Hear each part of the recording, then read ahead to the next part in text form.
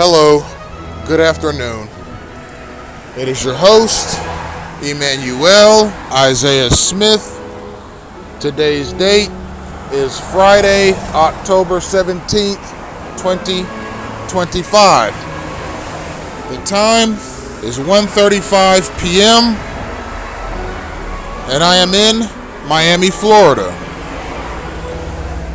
The topic of today's lecture is violence narratives. And before I get into the main talking points of this lecture, I would like to begin this lecture, as I have so many others, by addressing certain persons. Now, I am of the mindset, very much so, that a targeted person's gang stalking campaign against their life has roots in the orchestrators of his gang stalking campaign having very little respect for him to begin with. And ladies and gentlemen, I will remind you that I tend to do these lectures outdoors. I do so because I enjoy the open air visualizations and the general feeling of being outside altogether. So I may have to project my voice from time to time, or raise my voice from time to time to drown out any background noise. Adjust your volume accordingly. Ladies and gentlemen, stalkers have very little respect for their target. And the reason stalkers have very little respect for their target is because of the number of signals that Stalker A sends to Stalker B so as to point out the exact or general location of the target. They do so in a way that is disdainful. Okay, so for example, if I'm a stalker, let's call me Stalker A, and I'm in a shopping mall, I'm in a food court, and through the street theater mechanism, I am able to recognize that there are other stalkers in the food court. Okay, I'm Stalker A, but when I look to my left, I see Stalker B. About 20 feet away, I see Stalker C. About 30 feet away, I see Stalker D. 32 feet away, I see Stalker E. And 35 feet away, I see Stalker F. So, let's say there are 6 stalkers inside of a mall food court, and one of the stalkers gets a signal from a liaison that there's a targeted person in the food court. So let's say it's Stalker C that gets the signal. The signal could be anything. It could be a verbal command. It could be a physical gesture. Okay, it could be a combination of the two. But whatever the signal is, it's going to point the stalkers into the general vicinity or direction of the target. You see, it's not going to be quite as simple as a liaison walking up to a would-be stalker and pointing at a target with his hand and going, "Hey, see that guy sitting right there? That's the target. That's the mark. That's the one I want you guys to descend upon with your hostility, pestering, disgusting acts of annoyance." No, that would be too easy to identify, and quite frankly, if people walked around doing stuff like that, eventually it would catch the attention of the FBI as organized mobbing activity. And you'd see some people getting incarcerated for doing that, especially if it's in a gang or organized mob capacity. So rather than walk up and point to a target, because mind you, the target might get wise too. The target might say, "Who are those strange, useful idiots over there pointing at me?" And then the target would know to get up and walk away. You see, that's why gang stalking has to be secretive. That's why it has to be covert. That's why it has to be clandestine. It gives United States citizens, okay, the opportunity to participate in a pestering mechanism covertly, clandestinely, and quietly without basically getting the attention of the police and without getting the attention of any undercover officer in the vicinity or any security guard or any private investigator or any law enforcer that may be in the vicinity. And mind you, I'm talking about the ones that are actually doing their jobs. Okay? I imagine that not every private investigator, security guard, or undercover operative in the United States are gang stalkers. I know there are some that do that. I encounter those right here in Miami-Dade County. But let's say in this hypothetical scenario that in order to avoid the attention of any law enforcer, plainclothes or not, and to avoid the immediate attention of the targeted person, these stalkers use covert signals to do their pestering. Why? Because it's fun, it's exciting, it makes their lives more interesting, and hey, you get to use a state-sanctioned signaling mechanism to pester people, whether you know them or not, in such a way so as to avoid a confrontation or suspicion of you participating in a state-sanctioned signaling mechanism that's designed to allow you to pester people. Okay? So, let's say Stalker C sees the target. Let's say Stalker C gets the signal from the liaison. Let's say the liaison does something to the effect of, so he's standing in the middle of the food court and he's acting as if he has a golf club. He spreads his legs shoulders width, swings both arms back, and takes a whack at an invisible golf ball right in front of the target. Okay? Those are the types of signals that gang stalkers use to identify targets out in the open. You see? He didn't point at him with his finger. He just acted as if he were swatting an invisible golf ball that just happened to be just feet away from the target. When Stalker C saw that signal, Stalker C realized, okay, the person that he just whacked that invisible golf ball in front of, that's the target. That's the one we need to descend upon. And mind you, ladies and gentlemen, this visual that I'm using of a man holding an invisible golf club and spreading his legs shoulder width apart and using that invisible golf club to whack an invisible golf ball is a visual that is meant to be symbolic in nature. Okay? Not to me as your host, but to the stalker in this hypothetical scenario. Okay? Him acting like he's hitting an invisible golf ball right in front of the targeted person is both a way of marking the target and intimidating the target with a possible threat of violence. Okay? Now, Stalker C recognizes that, and Stalker C has been doing this long enough to know that the person who this gesture was performed in front of was the target.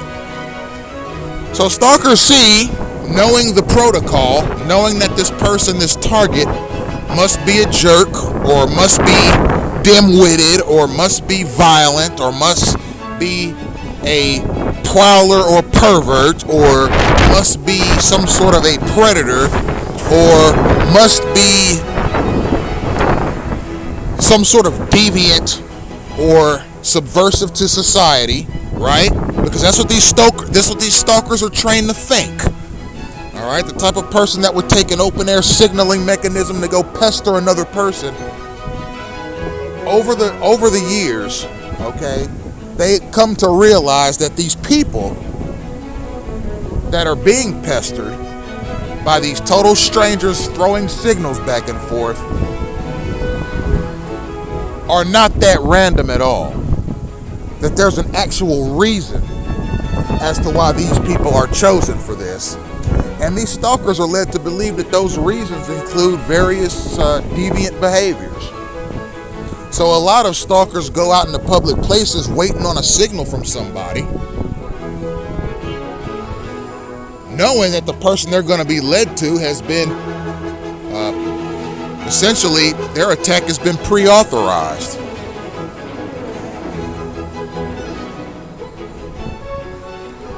So,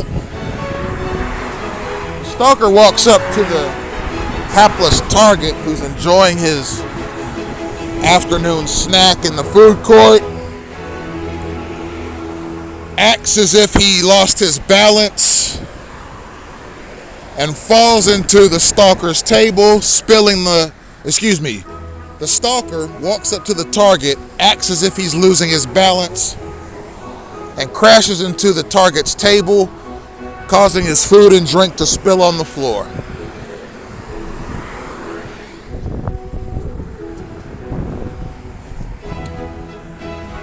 What is such an act designed to do? Incur wrath, incur ire, incur discontentment, possibly make the target have to go back and buy a new meal, spending double the amount of money he had been prepared to spend that day. It might be done to instigate some sort of a physical altercation or some sort of a outburst from the target, in which the target himself could incur legal penalties depending on the magnitude of the outburst or attack, at which point the stalker would be very satisfied with the signal that he took. Because mind you, yes, gang stalkers are weasels, ladies and gentlemen. I can tell you that, and my significant other Lori can tell you that. They are the kinds of people that will use their signaling mechanisms to cause a problem that is severe enough to where the target gets into some sort of trouble. That is the kind of people we are talking about. Those are the kind of people that participate in gang stalking, the kinds of people that like to cause misfortune to happen to other people without that person getting the opportunity to retaliate or challenge them. That is the gang stalker mindset. And yes, the undercover operatives, the federal liaisons, any federal employee of any of the United States of America's federal auxiliaries, okay, in both the intelligence community and the various federal auxiliaries that deal with the homeland or national security, that goes for them too. I don't care if you went through a training module to become a national security agent or a federal law enforcer or a military staffer. If you use a signaling mechanism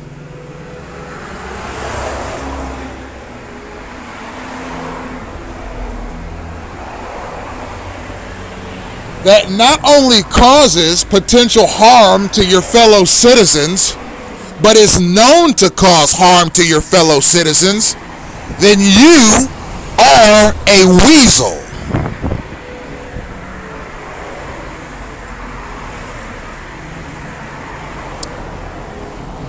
Now on to the next and main talking point of the day, ladies and gentlemen. We're talking violence narratives. Violence is a huge part of the gang stalking mechanism against the targeted person. Not only actual violence, but the threat of violence, okay, and a targeted person's potential fear of that violence. These matters all play in to the manageability of the targeted person. Okay, I've said this in previous lectures, ladies and gentlemen. Stalkers, liaisons, undercovers, all those pricks that take that signaling mechanism so that they can put themselves in the immediate vicinity of a targeted individual to pester him or otherwise harm him for the fun of it, for the adventure of it, just to see another person negatively affected by your actions. Okay, stuff you can get away with, unpunished mischief and all that type of stuff. Yeah, you. Okay, you all like timid targets. You like targets to be weak. You like them to be mousy. You like them to be easy to push. You like them to be squishy. You like them to be obedient. All the things that allow you to essentially treat that targeted person any way you please for as long as you're assigned to him. See, stalkers, ladies and gentlemen, okay, they don't like hard-headed targets. They don't like self-confident targets. They don't like strong targets. They don't like courageous targets. They don't like vigilant targets. Okay? They don't like targets that know how to communicate their minds to other people, their ideas to other people.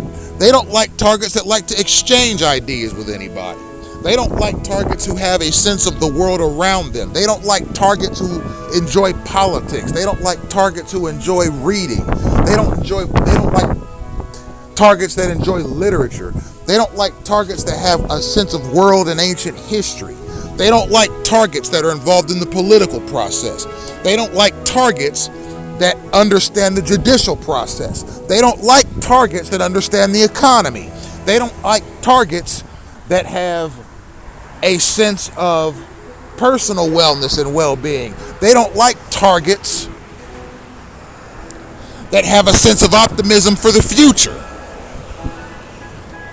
Okay? These kinds of targets are the ones that will most likely resist their advances, overcome, and defeat the stalker.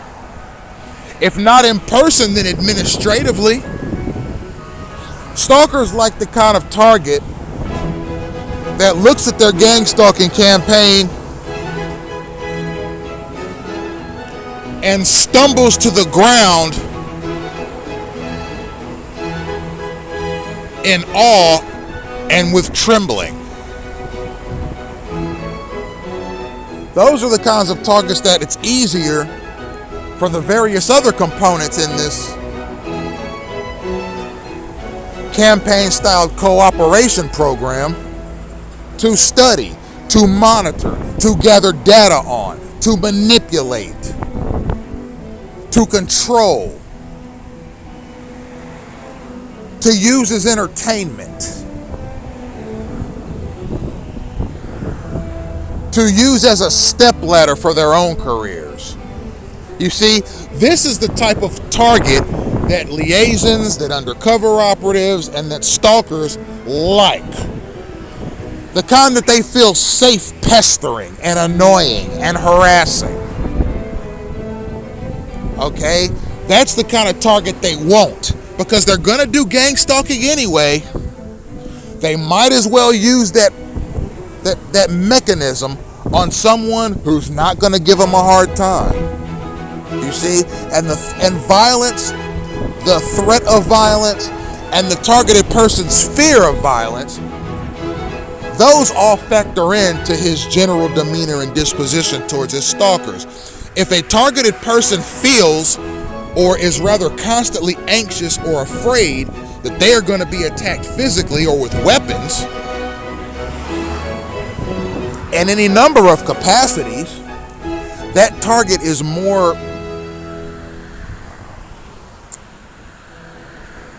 probably going to be more timid and easygoing.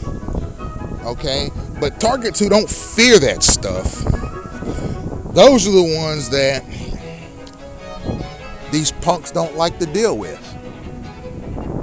So what they usually do in cases like that, like with me, for example, I'll tell you what they did with me. Okay, my liaisons, my stalkers, my undercovers, or whatever private investigator or private security or espionage detail that's on me constantly. Okay, I know you all use signaling mechanisms too to flag down stalkers to help you do what you do. Alright, I already know you're into that. And yeah, you all use the threat of violence as well, but let me tell you what all these stalker types have done with me. They know my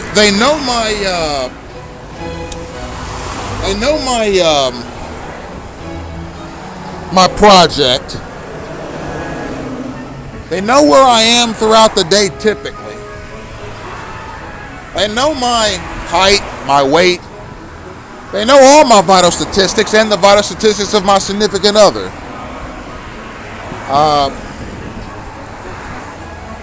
They know what my inclinations and proclivities are.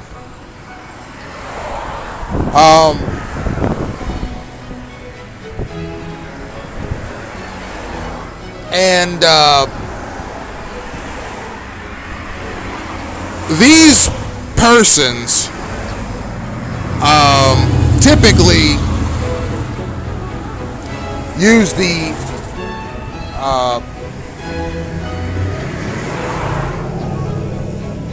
attempt to use the 911 mechanism against the target. Okay, it's the target that is supposed to fear violence. It's the target that's supposed to fear the 911 call being placed against them. It's the target that's supposed to be constantly anxious. But I'm going to tell you what these numbskulls have done with me, because I don't exhibit those fears and those anxieties. Is they went and got a bunch of Cuban riflemen, okay, to essentially, they follow me in units, right?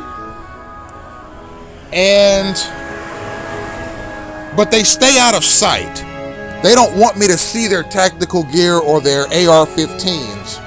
But I have on a number of occasions, because like I said, gang stalkers a lot of times are sloppy in their operation. Especially the ones here in Miami-Dade County, let me tell you.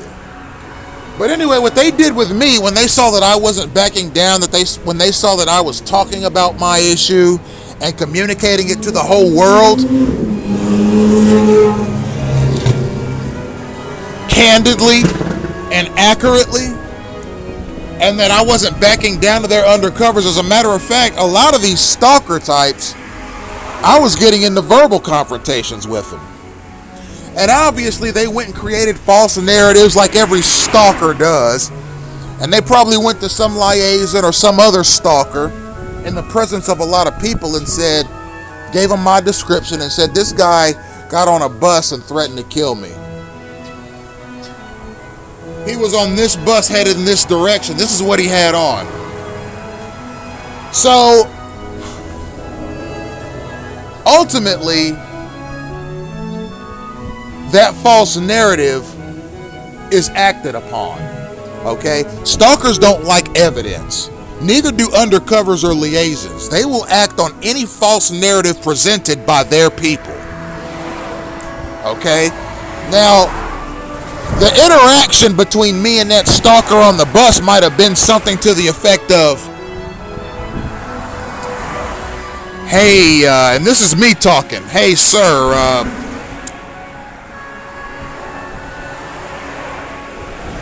can you please get up and move to another seat? There's not enough room for both of us to sit in this cramped spot. And the guy gets up and moves. But he's offended because how dare this target, this person that I was signaled to essentially pester and dominate, how dare he have the audacity to tell me, someone who receives signals, what to do? Everyone knows that us signal takers are superior to the targets.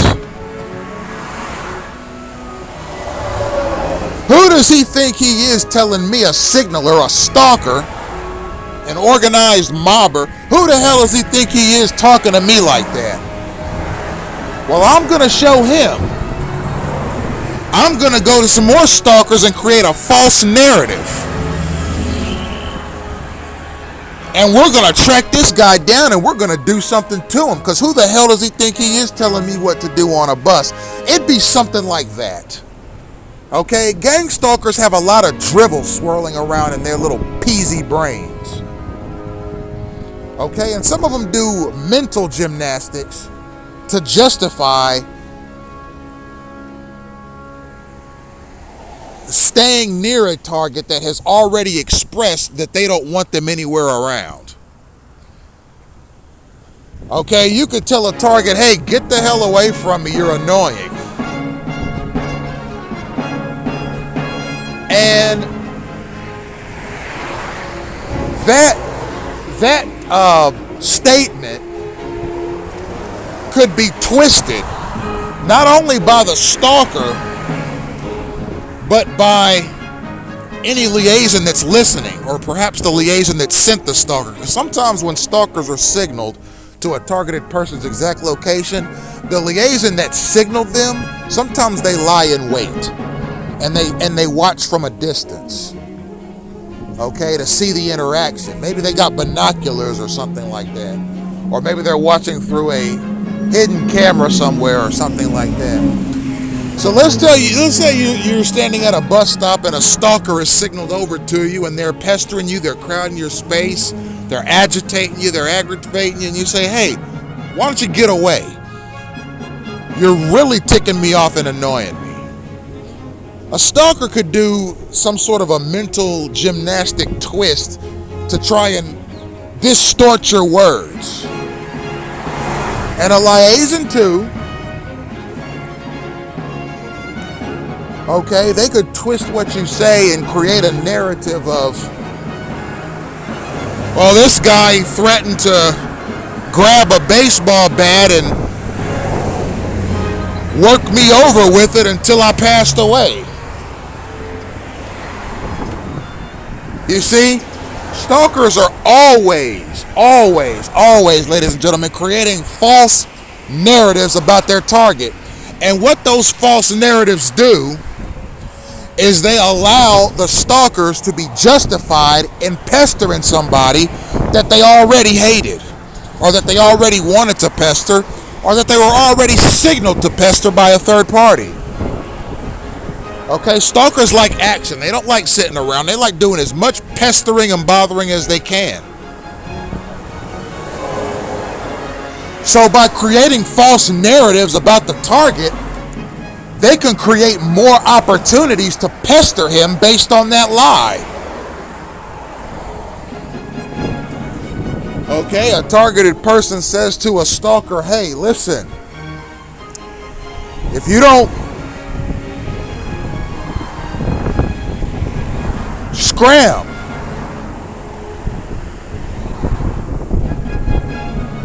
I'm going to call the police, I'm going to get your information, and I'm going to file a restraining order against you to where if you come within 100 feet of me, you're going to jail. Okay? I'm going to call the law. I'm going to call the local law enforcement body here. They're going to arrive. They're going to see you're violating the restraining order, and they're going to take you to jail. A stalker could hear something like that. It's a legal threat. And go back to their fellow stalkers, or maybe a liaison, or maybe someone else that they know to be deleterious with respect to their disposition towards targets, and say, hey,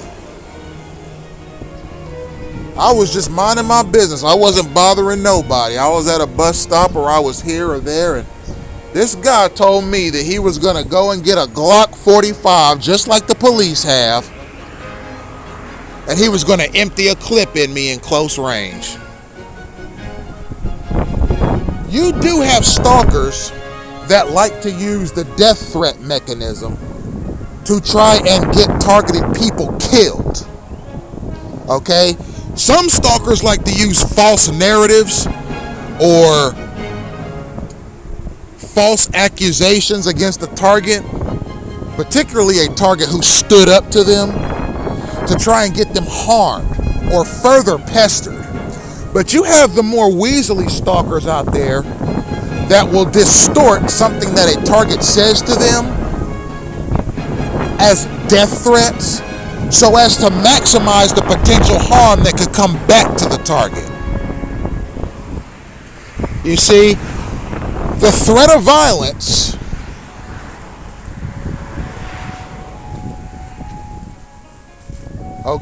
against the target, the perceived threat of violence against the target, the actual threat of violence against the target, and preconceived notions by the target of being a person who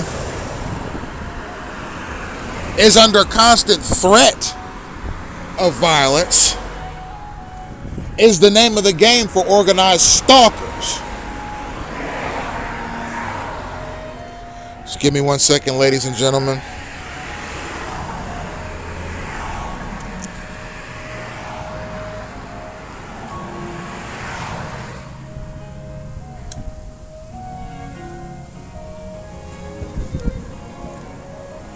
Thank you, ladies and gentlemen. I had to make an adjustment. I will now return to the lecture.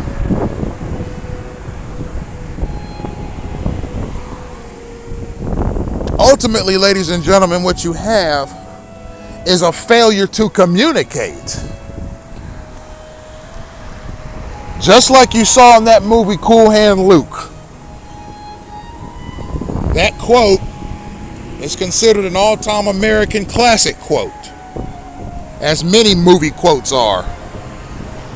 Okay? What we have is a failure to communicate between our elected officials at the federal level and the American people.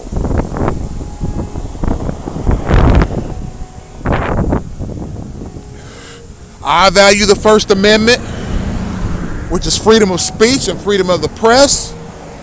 And I value the Second Amendment, which is the right to bear arms, namely to defend oneself against an attacker or a tyrannical government.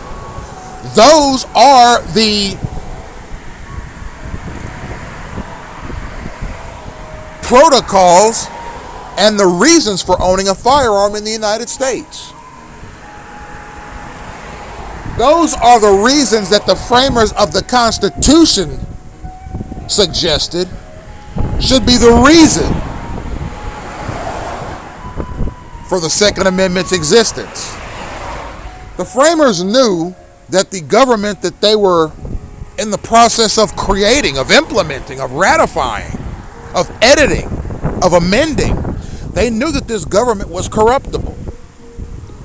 They knew that it was possible that less than ideal representatives got into that government and caused it to operate in such a way that was a detriment to the American people. They knew that that was a possibility, so they put stipulations in the United States Constitution to protect, so that a sovereign citizen could protect oneself against such a government.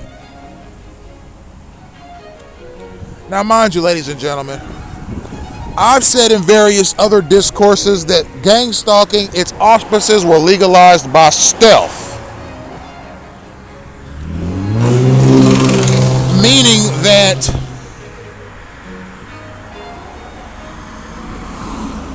it was not debated upon on the Senate floor before it was implemented. It was not ruled upon in a court of law at the local, state, or federal levels. It was not presented to the American people as a valid national security operation. It was implemented post 9/11 in congressional sessions, probably budgets, entire budgets, on the coattails of national security legislation that was being implemented.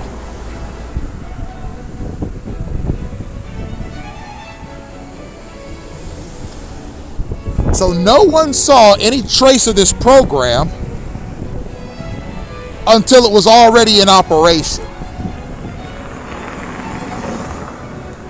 So yeah, it was done deceitfully.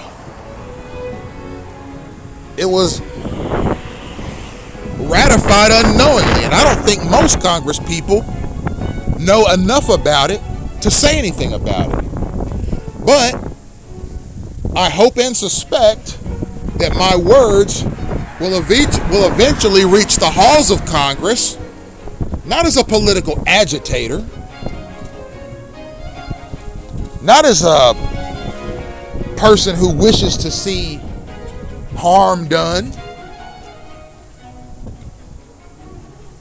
to any particular person for any particular reason, but as a man who values his rights, who values his freedoms, who values his liberties, who values his ability to speak clearly and freely on these matters to a wide audience.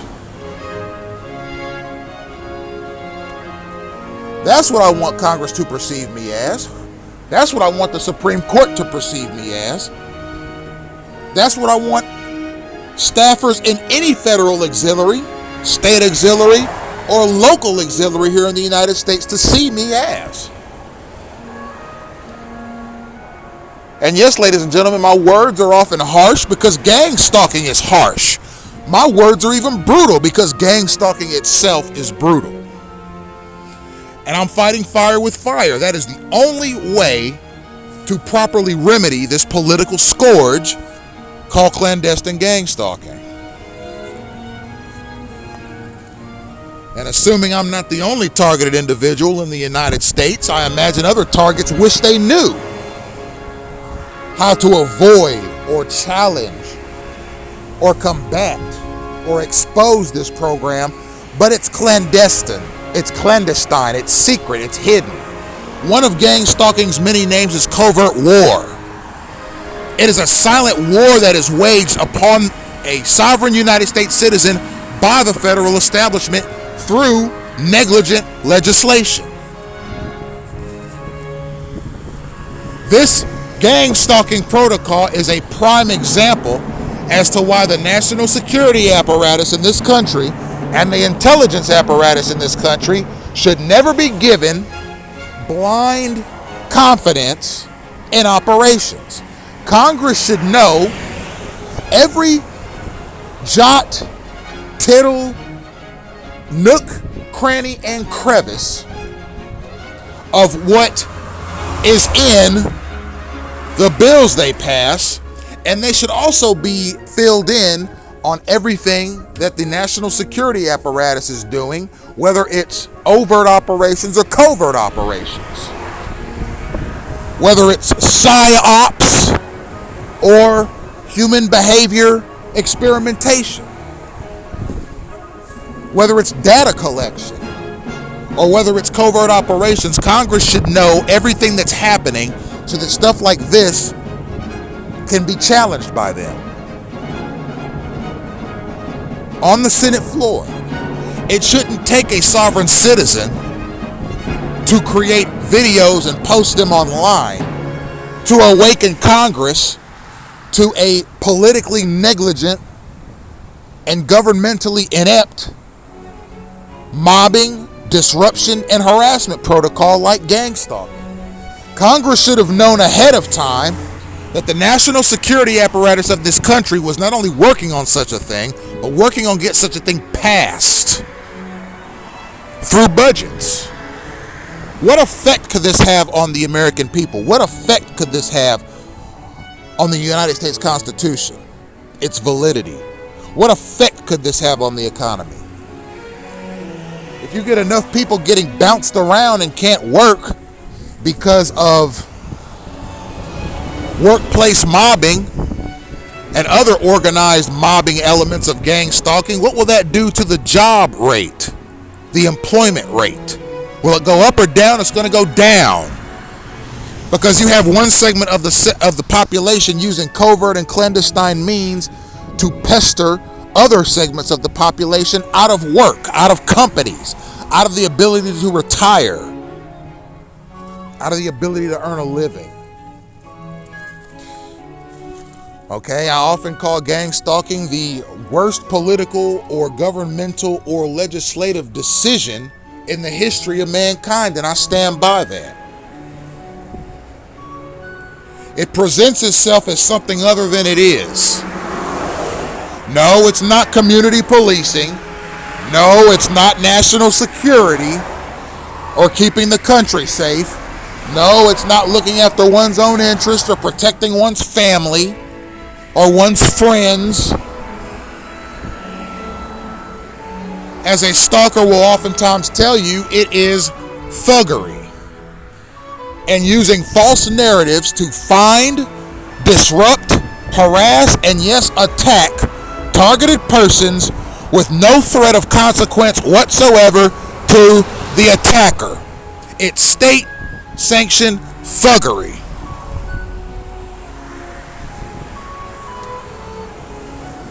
The violence mechanism in gang stalking depends on the target. If the target uses violence against a stalker, stalkers will use violence against a target. If a target becomes otherwise unruly or uncontrollable, they will dispatch riflemen to keep a constant gun on the target from a distance. The target is not supposed to see these riflemen, but they are state-ordered riflemen. Okay? And that is a constant threat of violence against the targeted person. And they follow them in units. And they constantly have their guns ready in case the targeted person does anything, quote, violent. However, the stalkers themselves can commit various acts of thuggery and violence against a target with no recourse at all. It's only if the target defends himself with force that he is at threat of further harm from other targets and liaisons. It's an endless cycle of the threat of violence against the target. And false narratives are created, staged incidents are created, and other circumstances are artificially created using the street theater and signaling mechanism against the target to increase the chance of that target getting angry and using force against the stalker. That is done by design. These stalkers, these liaisons, these signal-taking undercovers that enjoy participating in state-sanctioned mischief or state-protected mischief, they enjoy pestering targeted persons or people who have been marked using the signaling mechanism. They enjoy getting in their way and disrupting them and bothering them in various ways. Some of the ways are vulgar and disgusting. Some of the ways are verbally harassing. You see, they enjoy doing that stuff because they know that they're protected by the state and they can commit any act of mischief without recourse. All they got to do is create a false narrative if the target gets rowdy. Here comes the guns, here comes the riflemen, and here comes more dangerous stalkers headed your way, target. How dare you get flustered at what we do to you on a daily basis in the name of the American societal function.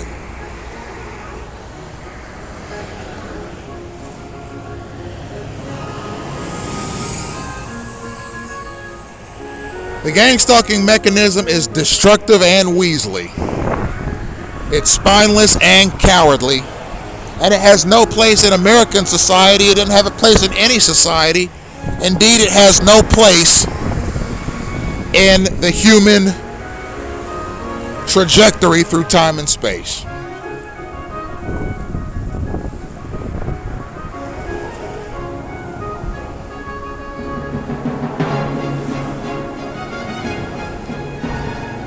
There's a constant threat of a targeted person being hit by a vehicle. That is an act of homicidal lunacy. Okay, the attempted vehicular manslaughter mechanism is in abundance in clandestine gang stalking campaigns. A target could be walking from point A to point B, and whether or not the target has the right of way, here comes a vehicle speeding his way, either to cut him off or make him change direction quickly. Sometimes they send 3 or 4 vehicles. Sometimes they send 10, depending on how false the narrative is as to why this person should be run over by a vehicle in broad daylight or at night. A target doesn't have to be walking across a crosswalk. A target could be walking through a parking lot to get from his car to the entrance. And in an effort to both attempt harm or great bodily injury to the target and mark him or point at him for other targets to see at the exact same time, a vehicle can be signaled to the target by another vehicle or pedestrian, and that the driver of that vehicle knows to ride their vehicle in close quarters to the pointed target. Some of these motorists have earpieces in their ear. I've said in previous lectures that a lot of gang stalkers are using earpieces, and they're getting a live feed from a third party as to who the target is and as to how to pester it. Okay, so most of the gang stalkers in the United States are using signals, but here in Miami-Dade County, which has a larger number of undercover operatives than other counties in the United States, a lot of the gang stalkers here have earpieces. So they're using hand signals, vehicular signals, and so forth, verbal commands, and they have earpieces. Okay, and they're getting a direct feed from somewhere as to who the target is and where he is and how to act around him. You see, so the gang stalking mechanism has evolved over the past 10 years. I started my program 10 years ago, and ultimately it was difficult to see how stalkers knew to be where, when, and to who.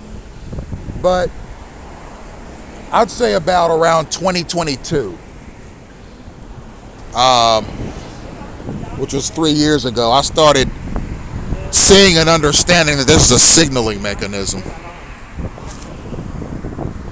and that gang stalkers have to operate quietly to avoid getting caught or peeped out.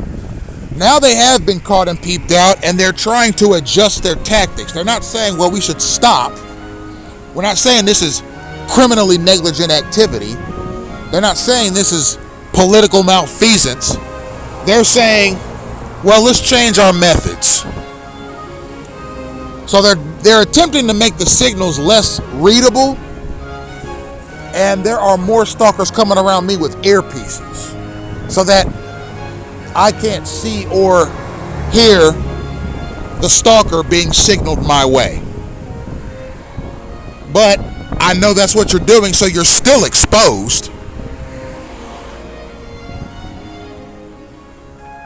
You useful idiots, you. And the way your program evolves, it's going to be evolving from a damaged posture Your program has been exposed. There are people in all four corners of the world, thanks to my work and the work of others, that know what gang stalking is. They know how it works. They know how it operates. They know what its auspices are. They know how it became law.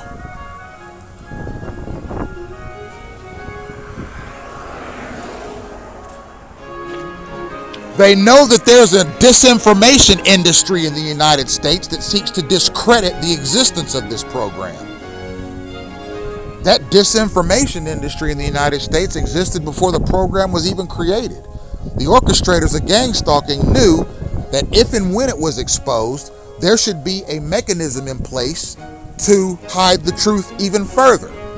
And that mechanism is called disinformation or misinformation. Let's find accredited professionals in the national security field and in the psychiatric field to disprove and discredit what these targets are saying. Not because what they're saying is not true, but because we're not ready to give up this program. We want to keep this program going forever. And if we have to lie, cheat, and steal to make that possible, then that's exactly what we're going to do.